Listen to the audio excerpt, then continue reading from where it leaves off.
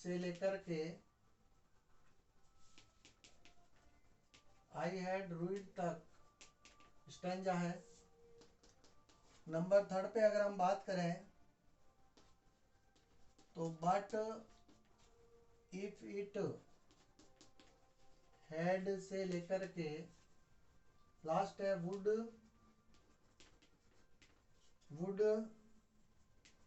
Suffice.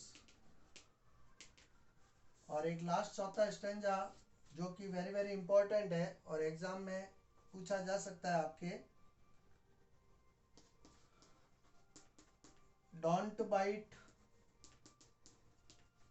Bite your nails से लेकर के और लास्ट वर्ड है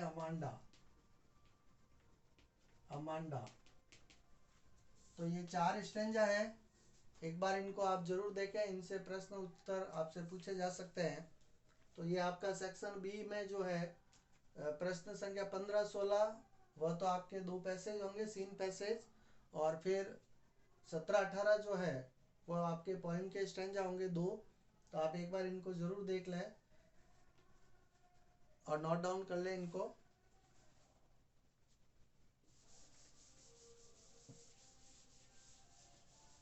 तो सेक्शन बी जो है आपके वह 10 से लेकर के 18 प्रश्न तक है। अब हम बात करेंगे मेन जो है हमारे पास सेक्शन ए। दोस्तों सेक्शन ए के अंदर आप ध्यान दें, वैसे मेरे यूट्यूब पर बहुत सारे वीडियो डाले हुए हैं, तो अगर आप डिटेल से वहाँ पर पढ़ना चाहें तो आप देख सकते हैं। वहाँ पर correct form of the verb important है, पैसिव वॉइस है, डायरेक्ट इनडायरेक्ट है। तो कुछ टॉपिक है जो मैंने डिटेल से समझाए हैं। यहाँ पर मैं कुछ इम्पोर्टेंट बता रहा हूँ आपको कि कौन से सवाल बन सकते हैं। तो सेक्शन ए जो है आपके पास, उसमें 2 तो पैसेज है, आपको पता है। पहला पैसेज है 6 नंबर का और दूसरा भी पैसेज है 9 नंबर का। तो ये 15 नंबर तो आपके पैसेज के हैं, इसलिए इनको आप जरूर एक बार सॉल्व करना सीखें। सेक्शन ए के अंदर ही जिसका वेटेज 30 नंबर का है, जहां पर ग्रामर 15 नंबर की है, और वह जो ग्रामर है आपके ग्रामर 15 नंबर की है, उसका प्रश्न पहला तीसरे नंबर का जो सवाल है वह आपके करेक्ट फॉर्म ऑफ वर्ब, ये सवाल है। दोस्तों ये टेंस से संबंधित सवाल है और मैंने कुछ इंपॉर्टेंट जो correct form of the verb में सवाल पूछे जा सकते हैं, तो आप एक बार नोट डाउन कर लें। नंबर 1 पर है सीमा, ब्रैकेट में लिखा हुआ है टेक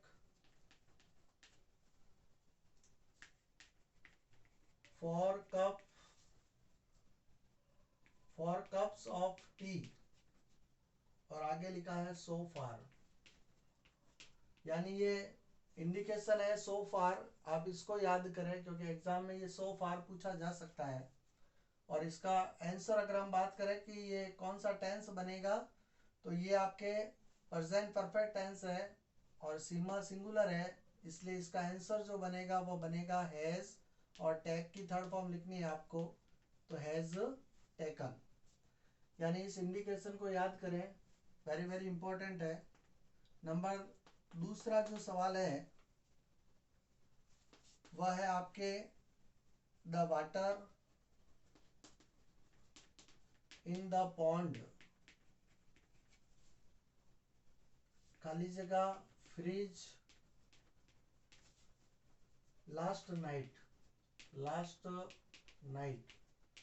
तो ये जो लास्ट नाइट है वो इंडिकेशन है, ये पास्ट टेंस को इंडिकेट करता है, सिंपल पास्ट टेंस को, और उस समय इसकी सेकंड फॉर्म आपको लिखनी होती है।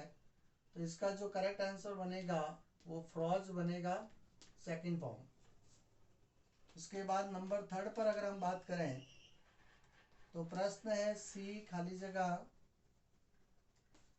लर्न इंग्लिश, और आगे लिखा है फॉर 5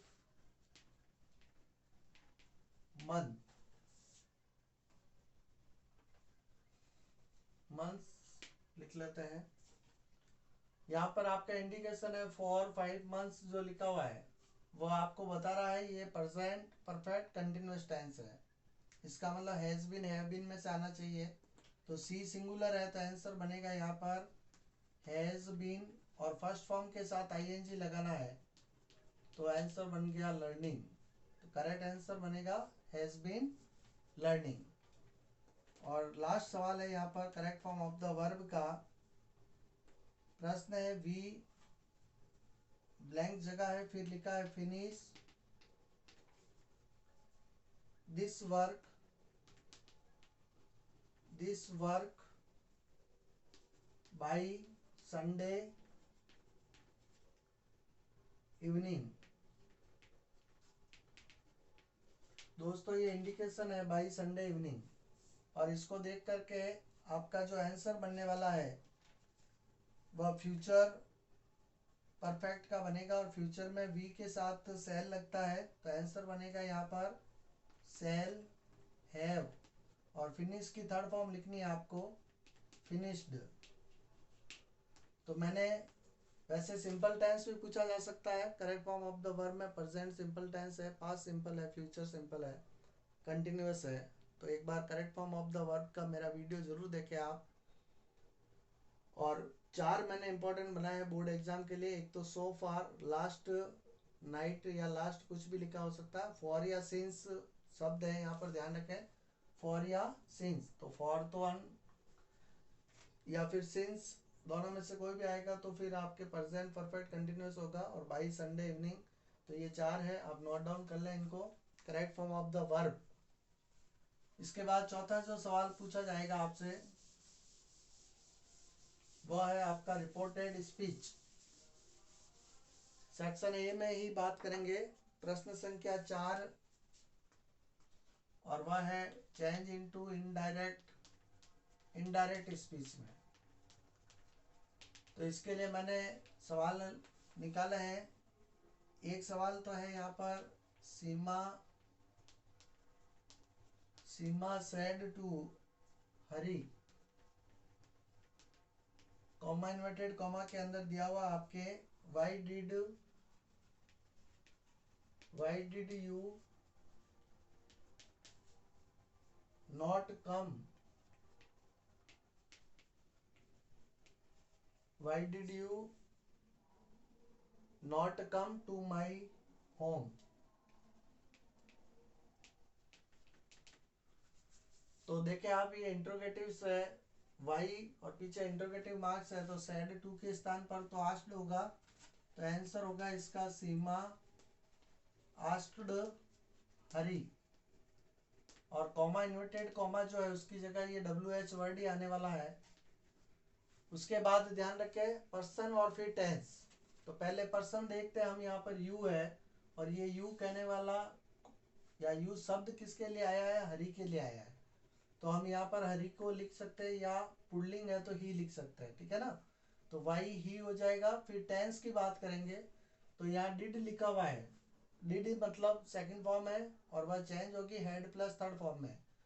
तो यहाँ डिड चेंज होकर के क्या बनेगा हेड, फिर नॉट, फिर कम की थर्ड फॉर्म कम ही होती है टू, और ये माई शब्द ये भी पर्सन है, और ये पर्सन आपके किसके लिए प्रयुक्त हो रहा है, सीमा के लिए। और सीमा चूंकि स्त्रीलिंग है तो यहाँ पर क्या वर्ड आएगा, हर आएगा, और फिर लास्ट में होम। तो करेक्ट आंसर बनेगा Seema asked Hari why he had not come to her home. Clear. और दूसरा एक सवाल है जो डायरेक्ट इनडायरेक्ट का ही है, और इसमें लिखा है he said to Sita, comma inverted comma I can give you money. अच्छा अब यहाँ पर देखो ये सिंपल वाक्य है, तो उस समय सेड टू के स्थान पर टोल्ड आएगा, तो इसका आंसर बनेगा आपके ही टोल्ड सीता, और कॉमा इन्वर्टेड कॉमा के स्थान पर जो है वह कनेक्टिव जुड़ेगा दैट से जोड़ना है इसको। टोल्ड आएगा तो दैट आएगा, तो ही टोल्ड सीता दैट। अच्छा ये आई पर्सन है तो ये कहने वाला कौन है, ही है, तो यहाँ पर आ जाएगा ही। फिर टेंस को बदलेंगे कैन का पास्ट अगर हम करें तो कुड होगा, तो यहाँ पर हो गया कुड। गिव का गिव ही रहेगा। अब अच्छा यू भी पर्सन है और ये यू किसके लिए आया, सीता के लिए, तो यू वर्ड सीता के लिए आया, इसका मतलब ये स्त्रीलिंग है, तो यहाँ पर क्या आएगा हर, और फिर मनी का मनी। तो इस तरह से ये बनेगा he told Sita that he could give her money. Ready. तो ये दो डायरेक्ट इनडायरेक्ट के सवाल है, आप नोट डाउन कर ले इनको एक बार।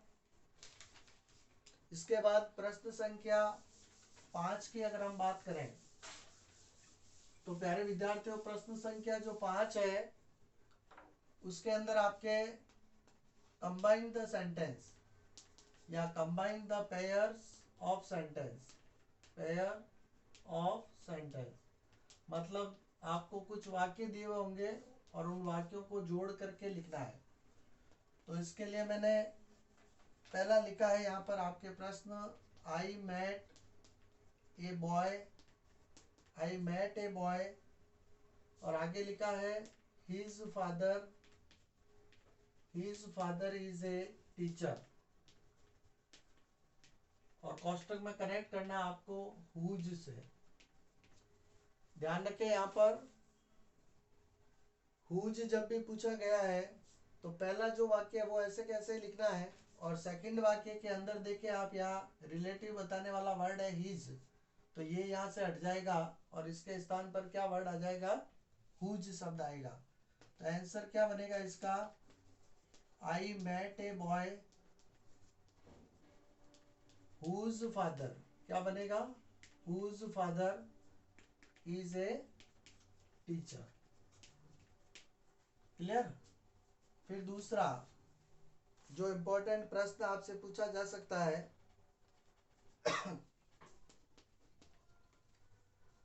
वाक्य दिया हुआ है ही has found the watch,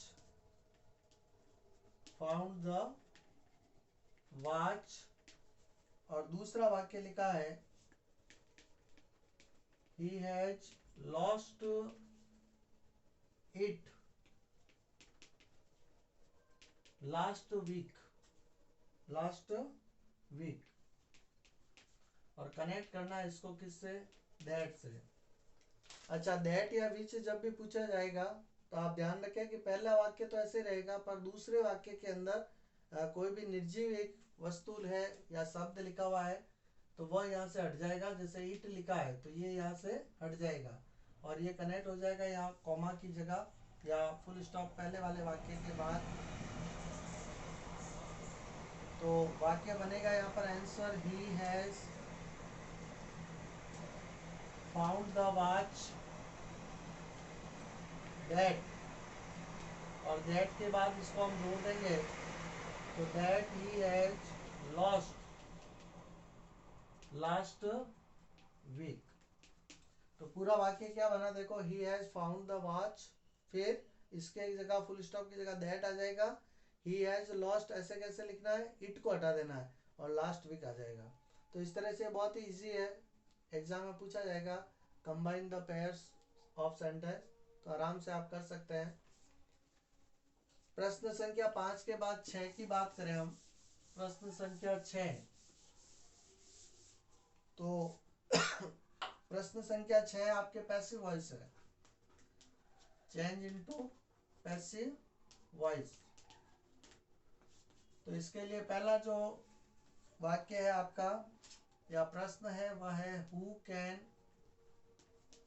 can solve this problem, who can solve this problem. जब भी हु का पूछे और पैसिव वॉइस आ जाए तो आप ध्यान रखें इसके स्थान पर बाई हुम लिखना है, ठीक है ना। फिर कैन का तो कैन ही लिखना है और इसका जो ऑब्जेक्ट है उसको आगे लाएंगे तो क्या बनेगा, दिस प्रॉब्लम आगे आ जाएगा, और फिर यहाँ टेंस आना चाहिए, तो कैन के साथ में पैसिव वॉइस का एक नियम है, कैन मॉडल है और उसके साथ बी लगना चाहिए, तो यहाँ पर बी लगाएंगे, और वर्ब जो होगी उसकी हमेशा थर्ड फॉर्म आएगी। तो सॉल्व की थर्ड फॉर्म क्या होती है, वह होती है सॉल्व्ड। तो प्रश्न बन जाएगा by whom can this problem B solved, और पीछे इंट्रोगेट मार्क्स है तो इंट्रोगेटिव मार्क्स आ जाएगा।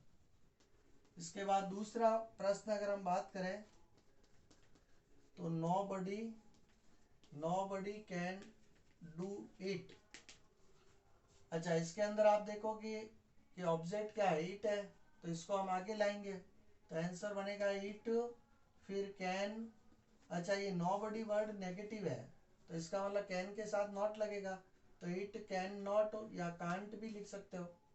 और ये मॉडल है बी, तो लगना ही लगना है, टेंस के हिसाब से बी आ जाएगा। और वर्ब डू लिखा हुआ है तो इसकी थर्ड फॉर्म लिखनी है, तो थर्ड फॉर्म इसकी क्या होगी, डन। तो इसका आंसर बनेगा इट कैन या it can not be done. दोस्तों, मैंने बोला है आपसे कि पैसिव वॉइस, डायरेक्ट इनडायरेक्ट या correct form of the verb अगर आपको ढंग से सीखना है तो आप मेरे यूट्यूब पर वीडियो जो अपलोड कर रखे हैं आप उनको एक बार ज़रूर देखें। यहाँ मैं थोड़ा फास्टली इसलिए बता रहा हूँ क्योंकि मुझे इस वीडियो में आपको टोटल पेपर सॉल्व करके बताना है, तो थोड़ा इसलिए इम्पोर्टेंट क्या प्रश्न है वो मैं बता रहा हूँ, आप इनकी प्रैक्टिस कर लें। तो इसको भी नोट डाउन कर लें, क्वेश्चन नंबर 6 पैसिव वॉइस। उसके बाद प्रश्न संख्या 7 की बात करेंगे, तो 7 में आपके फ्रेमिंग क्वेश्चन है। प्रश्न संख्या जो 7 है वहां पर आपके फ्रेमिंग क्वेश्चन आने वाला है, यानी प्रश्न का निर्माण करना है। जैसे एक वाक्य मैंने लिखा है यहाँ पर, he wrote a letter to his father। अच्छा, प्रश्न हमसे पूछा है किससे बनाना है, व्हाट से। किससे बनाना है, व्हाट से।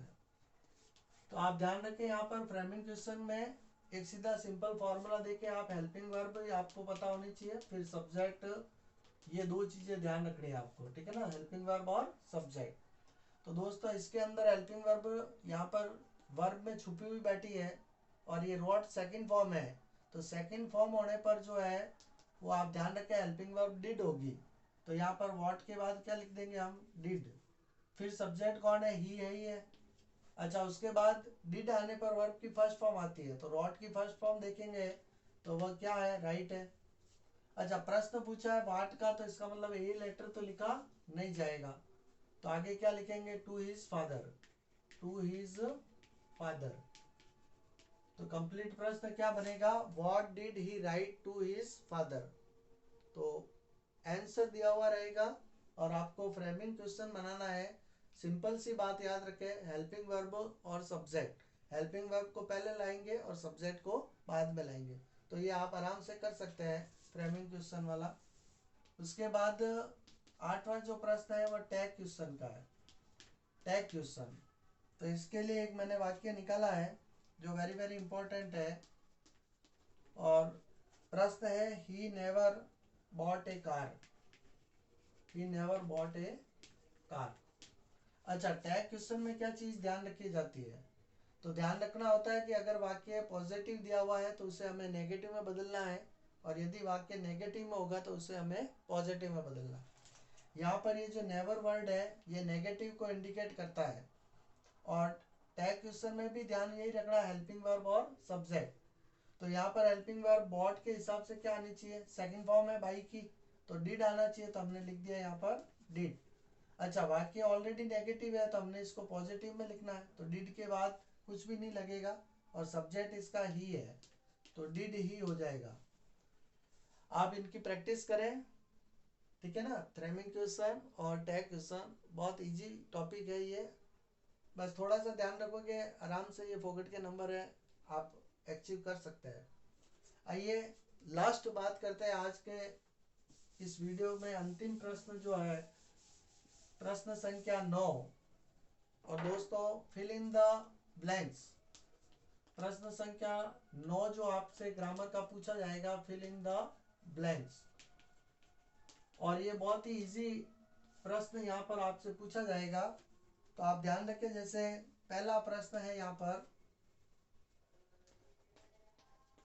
सी वाज ब्लैंक जगह है, फिर ओल्ड लिखा है, फिर ब्लैंक जगह है और आगे लिखा है she could not run fast, she could not run fast. और आपको ऑप्शन भी देगा यहाँ पर, जैसे इसने दे दिया सो दैट या फिर टू। तो आप देखें यहाँ पर she was so old that she could not run fast, तो इसका मतलब इसका करेक्ट आंसर क्या हो जाएगा, सो और दैट। फिर नंबर 2 पर अगर हम बात करें तो प्रश्न है यहाँ पर, स्टार्टिंग में ही खाली जगह दे दी है और लिखा है हरी इज वीक, आगे लिखा है he won the race, he won the race. और ऑप्शन हमें दिया है यहाँ पर यट और आल्दो। आप ध्यान रखें स्टार्टिंग में यहाँ खाली जगह दी है तो लगभग चांस है वो आल्दो के हैं, तो इसका मतलब यहाँ पर although hare is weak he won the race. और एक लास्ट प्रश्न है यहाँ पर, क्योंकि फिल इन द ब्लैंक्स में आपके 3 सवाल पूछे जाएंगे और 3 नंबर का है ये, तो आप ध्यान रखें यह तीसरा प्रश्न मैं लिखने जा रहा हूँ जो कि वेरी वेरी इंपॉर्टेंट है। ही ब्लैंक जगह है, आगे लिखा है हिज ब्रदर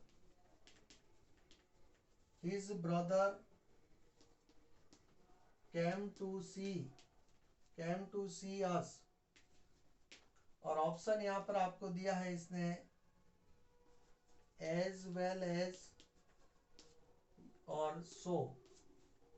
तो आप देखें यहाँ पर so तो आएगा नहीं, तो he as well as आएगा। यहाँ पर क्या आएगा, he as well as his brother came to see us। तो इस तरह से ये टोटल 9 प्रश्न आपके 3 से 9 ग्रामर के पूछे जाएंगे जो कि 15 नंबर की है और बहुत ही आसान ग्रामर है। थोड़ा सा प्रयास करोगे तो अच्छे से आप इसको कर सकते हो। और मेरे द्वारा जो भी आज ये प्रश्न बताए हैं आप उनकी प्रैक्टिस करें। और ये केवल एक इम्पोर्टेंट प्रश्न है, पेपर है, तो वो तरीका है जो कि आप उससे प्रयास कर सकते हैं और अच्छे नंबर ला सकते हैं। उम्मीद करता हूँ कि आज का ये वीडियो आपको बिल्कुल पसंद आया होगा। और यदि वास्तव में वीडियो पसंद आया है और आपको लगता है कि भाई मैंने मेहनत की है थोड़ी बहुत, तो आप वीडियो को लाइक करें, दोस्तों में शेयर करें। मिलते हैं नेक्स्ट वीडियो में ग्रामर का कुछ टॉपिक लेकर के। और यदि आपको ग्रामर के कोई पैसिव वॉइस, डायरेक्ट इनडायरेक्ट ये टॉपिक अगर आपको समझने हैं तो आप कमेंट करें ताकि हम डिटेल से इनको फिर समझा सकें। तब आप सभी खुश रहें और बहुत अच्छे नंबरों से आप पास हो, यही उम्मीद करता हूँ, भगवान से प्रार्थना करता हूँ। और आप सभी खुश रहें। जय हिंद, नमस्ते, शुक्रिया।